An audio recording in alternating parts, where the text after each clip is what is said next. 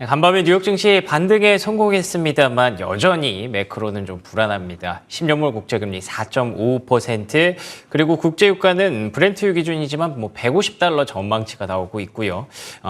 미국 정부의 셧다운 우려까지 증폭되고 있는 상황입니다. 참 답답하죠. 과연 이 상황에서 이분은 어떻게 생각하고 계실지 오기석의 오픈소스 크래프트 테크놀로지스 오기석 법인장 나오셨습니다. 안녕하십니까? 네, 안녕하세요. 크랩 테크놀로지스 오기석입니다. 네, 안녕하십니까. 말씀드린 대로 여러 가지 좀 답답한 면들이 증시에 많이 쌓여 있는 것이 사실입니다. 그렇기 때문에 현재 전반적으로 흐름을 먼저 좀 짚어주시고 정리해 주시고 시작하면 좋을 것 같아요. 네, 지금 4분기를 앞두고 여러 가지 지금 시장의 불안감들이 지금 증폭되고 있는 상황입니다. 고금리, 인플레이션 재가속, 셧다운, 다양한 요인들이 있는데, 한 4가지 정도 지금 현재 주요한 위험을 정리해보면, 첫 번째로는 우선 연준 이야기를 할 수밖에 없는 게, 연준에서 내년까지 이전 예상보다, 그러니까 시장의 예상보다는 금리 인상을 조금 덜 할 것 같다, 혹은 늦게 할 것 같다라는 부분이 첫 번째 이슈가 되고 있고요. 두 번째는 유가가 배럴당 150불 얘기도 나오지만 현실적으로는 100달러까지도 이를 수 있다는 전망이 나오고 있고, 또 최근에 지금 전미 자동차 노조 파업 확대에 따른 인플레이션 우려, 결국 공급 부족에 따른 인플레이션 우려가 재점화되고 있는 점, 그리고 마지막으로 미국 정부 셧다운 역시도 지금 주요한 리스크 요인 중에 지금 하나가 되고 있고요. 지금 어제 지금 미국 종가 기준으로 봤을 때 국채금리가 12년간 보지 못했던 수준, 10년물 국채가 지금 4.5%, 장중에 4.57%까지 올라갔던 걸로 확인했는데, 지금 보지 못했던 수준까지 올라가고 있고, 그리고 또 사실 기술적으로 보더라도 9월부터 10월 중순까지는 사이클상 봤을 때 1년 중에 증시가 가장 약세를 보이는 그런 시기이기도 합니다.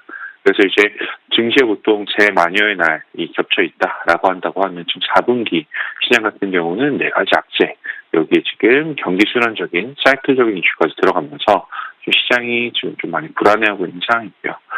결국은 사실 종합적으로 봤을 때는 당분간 저금리 시대로 돌아가는 일은 이제 가능성이 낮다. 그리고 좀 더 높은 금리 시대에 익숙해져야 되는 그런 환경적인 변화가 투자자들의 투자 패턴에서도 지금 나타나고 있는 상태라고 보고, 결국은 이리 인정하고 장기적인 초저금리 시대는 없다라는 부분에 적응할 필요가 있는 그런 시점이 아닌가라는 생각이 듭니다. 알겠습니다. 9월 FOMC 딱 이전까지 상황을 다시 한번 되짚어보면 그래도 금리 인상 언젠가는 마무리가 되겠지. 올해 안에 마무리가 되겠지. 그리고 플러스 알파로 사실 내년에 머지않아서 금리도 인하되지 않을까라는 기대감이 정말 작게나마 다들 갖고 계셨을 거예요. 근데 그게 이제 완전히 좀 사라지는 그런 느낌이 있다 보니까 내년에도 고금리가 계속 지속될 것이라는 우려가 이어지다 보니까 지금 말씀해 주신 대로 10년물 국채금리가 정말 보기 힘든 그런 수준까지 올라가고 있습니다. 그래서 총 4가지 악재를 얘기를 해주셨어요. 금리 포함해서 이제 셧다운, 파업, 유가, 금리까지 이렇게 4개였는데 굳이 우선순위를 꼽자면 어떤 부분들이 가장 좀 시급한 문제일까요? 우선순위, 중요도로 보면 유가가 가장 중요한 문제인 것 같고, 근데 나머지 부분도 한번 짚고 넘어갔으면 좋겠는 게, 말씀해 주셨던 게 파업하고 정부 셧다운 같은 경우는 우선은 해결될 문제라고 생각을 합니다. 파업의 경우도 항상 일어난 건 아니고 언제나 해결이 될 거고, 미국 정부 셧다운 같은 경우는 예전에 한 3주 동안 셧다운이 지속됐던 그런 구간들이 있긴 있었지만 그건 정말 예외적인 경우고요. 지금 부채 한도 이슈가 보통 정부 셧다운 이전에 해결이 되거나 셧다운하고 나서 보통 일주일 안에 해결되는 경우들이 많기 때문에 큰 임팩트는 없을 것 같다라는 게 제 개인적인 견해고, 최근에 학자금에 대한 이슈도 좀 많이 나오고 있어요. 학자금이 다른 게 아니라 미국 같은 경우 10월 1일 학자금 납부 기한이 되는데, 10월 1일 같은 경우 지금 일부 전문가들이 예상하기로는 약 1천억 달러 규모 정도의 학자금이 상환이 돼야 된다. 결국은 자금이 필요하다는 얘기거든요. 가계 입장에서. 그런 가계에서 1천억 달러를 마련하기 위해서 주식시장에서 매도를 할 가능성이 높다. 라는 부분들이 지금 이제 얘기들이 나오고 있는데, 이 역시도 사실 단기적인 수급 임팩트의 문제가 장기적인 이제 그 문제라기보다는 결국은 지금 여러 가지 악재들 중에 장기화될 가능성이 가장 높은 거는 국제 유가의 상승, 혹은 이로 인한 인플레이션 상승 유발이 가장 큰 이슈라고 지금 생각을 하고 있고요. 만약에 이제 국제유가 상승이 정말 인플레이션을 가속화시킨다라고 하면 미국 소비 감소가 발생하는 위험도 당연히 발생을 하고요. 또 연준에서도 고금리를 조금 더 오래 상당 기간 동안 이어지게 할 수 있는 그런 그 상황이 존재를 하게 될 수 있습니다. 이 경우에는 사실 수요도 줄어들고 금리가 올라가는 뭐 한 2년 전에 시장에서 이슈가 가장 많이 나왔었던 것 중에 하나가 스태그플레이션에 대한 위험까지도 발생할 수 있는 케이스가 되거든요. 사실 최근에 이제 JP모건에서도 국제유가가 배럴당 100달러 시대까지 들어가는 게 가능하다라는 게 이제 뭐 크리스티안 말렉이라는 그쪽 이제 그 전략가 입에서 이제 나왔는데, 그 말렉 같은 경우는 새로운 그 유가에 관한 이제 변수로 석유 공급 자본의 흐름이 지난 30년과 같지 않다라는 식으로 얘기를 했습니다. 무슨 얘기냐면 지난 수십 년 동안은 사실 이제 금리가 낮았기 때문에 석유 생산자들이 낮은 차입 비용으로 뭔가 새로 이제 설비를 만든다라고 하든지 증설을 한다라고 하든지 이런 것들이 가능했어요. 다만 최근에는 중앙은행들의 금리가 워낙 많이 올라간 상태여서 그 설비 증설 아니면 그 가동 확대라는 부분이 쉬운 의사결정이 아니라 이거를 새로 설비를 만들게 되면 그 이자 비용을 고려하지 않을 수 없는 상황이 됐거든요. 그렇기 때문에 이제 신규 시설 증설 자체가 쉽지 않다라는 이제 부분이 얘기가 나오고 있고요. 또 이제 말렉의 의견에 따르면 이제 신규 석유 투자에 들어가는 한계 비용, 그러니까 새로 이제 뭔가 사업을 확장했을 때 손익분기점이라고 보시면 되는데 그 손익분기점이 배럴당 80불 이상으로 올랐다라는 이야기도 지금 나오고 있어요. 이렇기 때문에 사실 최근에 석유 가격이 올라가고 있다라는 얘기도 나온 게 결국은 뭐 기업의 이윤이나 뭐 투기 세력들의 시장 개입들을 고려를 하면 지금 80불은 최소한 넘어야 되고 이제 80불이 넘어서 가격이 형성되면 한 100불 정도까지는 가지 않겠느냐, 혹은 100불이 정상 가격이 되지 않겠느냐라는 게 지금 JP모건의 입장입니다. 그래서 이 경우 이제 생산자의 비용이 결국 상승할 수밖에 없을 것 같고요. 결국 인플레이션의 상방 압력이 가속화될 수 있고, 또 그리고 사실 코로나 사태 이후 지금 급속도로 회복되는 여행이라든지 물류라든지 이쪽에서 나타난 수요 자체는 그 원유 수요 혹은 원유 가격이 쉽사리 안정화되지 않을 가능성을 지금 암시를 하고 있습니다. 그래서 종합적으로 봤을 때 지금 여러 가지 악재들 중에서 가장 투자자들이 눈여겨봐야 될 건 유가가 아닌가라는 생각이 들고 있고요. 오늘 사실 시장이 5일 만에 좀 반등세를 보였는데 공교롭게도 보면 오늘 또 유가가 일부 하락했던 그런 모습들이 있어서 당분간은 유가가 시장의 방향성 좌지우지할 것 같습니다.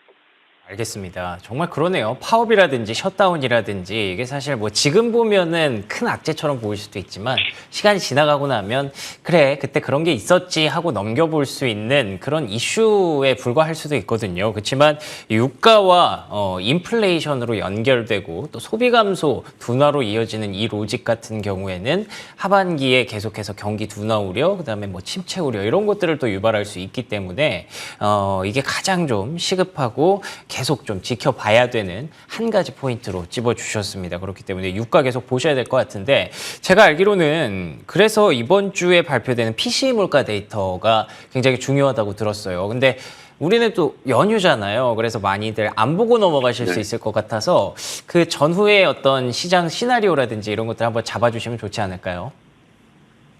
네, 이번 주 이제 PCE하고 2분기 GDP 증가율이 발표가 될 예정입니다. 제가 이제 체크했던 바로는 그 현재 시장의 예상치는 PCE하고 2분기 GDP 증가율은 아마 직전 발표랑 거의 동일하게 나올 것 같아요.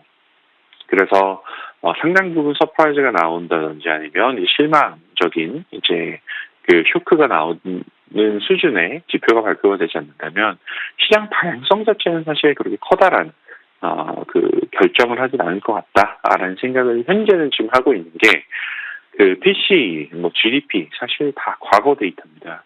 그 특히 GDP 같은 경우는 2분기 데이터가 발표되는 거기 때문에 이미 지나간 내용들이거든요. 그래서 지금 말씀드렸던 것처럼 현재는 사실 이제 시장 참가자들이 발표되는 데이터를 보고 이게 서프라이즈인지 아니면 쇼크인지 판단하는 구간이 아니라 미래에 어떻게 변화해 나갈 것인가 라는 거에 중점을 두고 있는 것 같아요. 그래서 이제 지금 연휴 사이에 유가가 새로운 문제로 대두되지 않는 그 상황이다라고 하면 그 PC나 GDP 같은 경우는 생각보다 시장의 방향성에 대해서는 그 충격은 크지 않을 수 있다라고 생각을 하고요.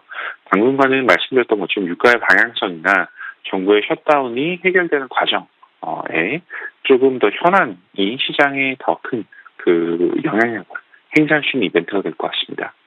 알겠습니다. PC보다도 계속해서 유가의 방향성을 좀 주목해야 된다는 거 계속 강조해주고 계시니까 여러분들 꼭 참고하시고요. 그리고 셧다운 같은 경우에는 뭐 해결되겠죠. 물론 더 지금보다 리스크로 가기는 하겠습니다만 10월 전후에 이제 또 해결이 되고 우리 연휴가 끝나면 참 좋을 텐데 그렇게 될 수 있을지 한번 기대해 보도록 하겠습니다. 말씀드린 대로 계속 연휴 얘기를 좀 할 수밖에 없어서 10월 전략이 조금 어떻게 보면 짜기가 어려우실 수 있을 것 같아요. 다들 좀 지금 네. 좀 기분도 맹송맹송하실 거고 그렇기 때문에 법인장님께서 AI가 보고 있는 전략과 함께 10월 전략 한번 정리해 주시면 좋을 것 같은데요. 네, 우선 사실 지난주에 시장이 안 좋았죠. 지난주 이제 미국 같은 경우만 해도 2.9% 하락을 했고, 한국 같은 경우도 어제 그 2차 전지들이 좀 많이 이제 하락을 하면서 이제 투심이 좀 악화되고 있는데, AI 모델 같은 경우는 현 시점에서 추가 하락이 심하게 나올 가능성은 제한적으로 판단을 하고 있는 상태입니다. 우선 현재 저희 모델이 가장 중요하게 보는 지표를 세 가지만 좀 꼽자면, 첫 번째는 주식시장의 변동성, 두 번째는 미국 장기 국채랑 미국 주식시장의 상관관계, 그리고 세 번째는 미국 단기 국채의 변동성, 세 가지를 좀 보고 있는데 지금 하나하나 의미가 첫 번째는 주식시장의 변동성 같은 경우 시장 참가자들이 보는 위험도라고 보시면 되고요. 미국 장기 국채하고 미국 주식시장의 상관관계는 시장이 지금 정상적으로 작동하고 있는지를 판단하는 바로미터가 되고 미국 단기 국채의 변동성 같은 경우는 미국 채권 시장에서 발생하는 이제 위험을 측정하는 지표들이 돼요. 지금 빅스 같은 경우는 보면 지난 금요일 종가 기준으로 17.2까지 상승했고 어제 같은 경우는 이제 오늘 종가 기준으로 하락하면서 16.9에 지금 마무리를 하고 있는데 그 오르기는 올랐습니다. 지금 제일 떨어졌을 때가 13까지 내려갔던 게 지금 17, 16까지 올라왔기 때문에 상승은 했지만 일반적으로 위험 구간으로 인식되는 20선까지는 아직 도달하지 않은 상태거든요. 그래서 아직은 버퍼가 좀 남아있다라고 생각할 수 있을 것 같고 또 사실 FOMC 발표 내용 이후에 뭐 채권 시장하고 미국 시장이 동조한 현상을 보이고 있었거든요. 우려스러운 상황입니다, 사실. 다만 이제 올 3월에 실리콘밸리 은행 사태가 발생했던 구간만큼은 아니에요. 그리고 10년물 국채도 지금 4.5% 돌파하기는 했지만 시장이 사실 악재를 지금 견뎌내는 그런 모습을 좀 보이고 있는 것 같고요. 마지막으로 이제 채권 시장의 위험도를 판단하는 단기 국채의 변동성 같은 경우도 지금 뭐 상승세는 보이고 있지만 그 변동성 자체는 올해 초반하고 비교하면 굉장히 지금 잦아든 상태입니다. 그래서 그 여러 가지 사실 악재들이 나오곤 있지만 현재 시점까지는 금융시장 참가자들이 정보를 소화하면서 이제 적응해 나가고 있는 이제 그런 모습을 보이고 있다라는 이제 판단이 가능할 것 같고요. 이번 주에 지금 이제 새로 이제 PC, 뭐 GDP 그리고 말씀드렸던 유가 정보들이 좀 나올 텐데 지금까지 나오는 데이터들에 대해서 미국 시장이 어떻게 좀 반응이 나갈지 투자자들 관심이 좀 필요한 시점이 아닌가라는 생각을 하고 있고 지금 체감하는 그 위험도 혹은 불안감과는 달리 AI 모델 자체는 이제 그 데이터에 기반한 투자 의사 결정하는 AI 모델 자체는 그 사람의 공포심만큼은 지금 위험도를 올리지 않고 있다라는 점도 한번 참고해 주시면 좋을 것 같습니다. 알겠습니다. 결국에는 또 헷갈리네요. 빅스 같은 경우에도 말씀해 주신 대로 아직까지 리스크라고 인식되는 20선까지 올라가지 않았다는 거. 다시 말하면 변동성이 조금 더 이어질 수 있다는 거 우리가 염두에 둬야 될 것 같고요. 국채금리와 주식시장의 상관관계를 봤을 때 그리고 또 AI는 또 위험도를 크게 인식하지 않는다고 하는 걸 봤을 때 당분간은 관망이 조금 필요하지 않나라는 생각도 좀 정리해 볼 수 있을 것 같습니다. 여러분의 투자 전략도 여러 가지로 또 궁금해지네요. 자, 그러면 지금까지 크래프트 테크놀로지스 오기석 법인장과 얘기 나눠봤습니다. 오늘도 좋은 말씀 고맙습니다. 네, 감사합니다.